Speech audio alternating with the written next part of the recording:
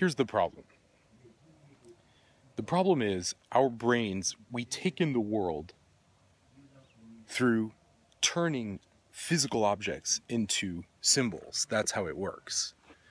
So this house behind me, we have to turn that into a symbol. I have to turn that, if I want it in my head. I can't take a rock or this bottle and, put it in my head. How do I do this? I turn this into a symbol in my head. Now it's in my head.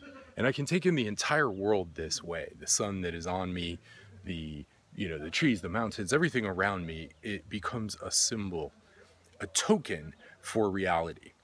This is beautiful. It's an amazing, it's a remarkable thing, and it gives rise to our ability to perceive and think, to understand the world. However, those symbols exist in our head, and this is where people get it really, really wrong.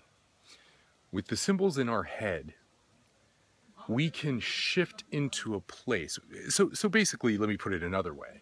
The symbols in our head are how we make reality. We literally transform reality, create tokens in our head, and those tokens interact to interpret the world. Language weaves it all together. Language gives us meaning, stories, puts everything together. But it can go really, really wrong. And in the sense that all of these things work together in this intricate fabric, and if you interrupt that fabric in any way, you can get your perception of reality super wrong. So that's why people use drugs. They're using drugs to interrupt the way things, reality works and weaves together.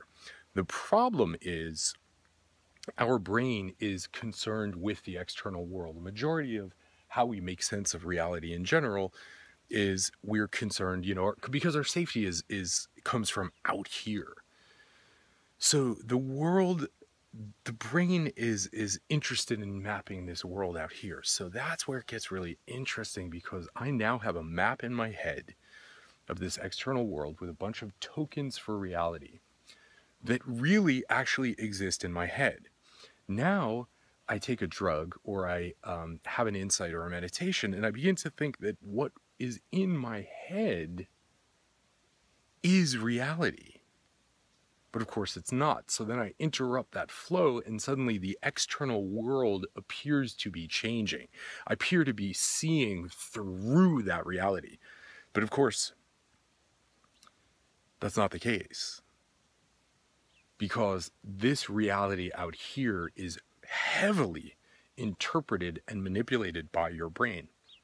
So anything you do to manipulate your brain, in turn, manipulates your perception of reality. The problem, and where people get it super, super wrong, is they believe that this kind of thing that's happening is actually happening out there. They believe that it turns, that it's the actual physical world that they're seeing through, that they're changing. But really what they're seeing through is the symbols in their head.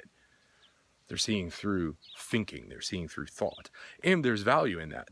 The problem, and where people are getting it super, super wrong, is of course by thinking that that is reality. So putting it super simple, the way we get reality in our head is we have to turn it into a symbol. You now have a symbol for this bottle. That's how it gets in your head. So if I say close your eyes, boom, you can imagine the bottle. So that's how we translate. Those symbols, which is really important, those symbols are put together inside your brain.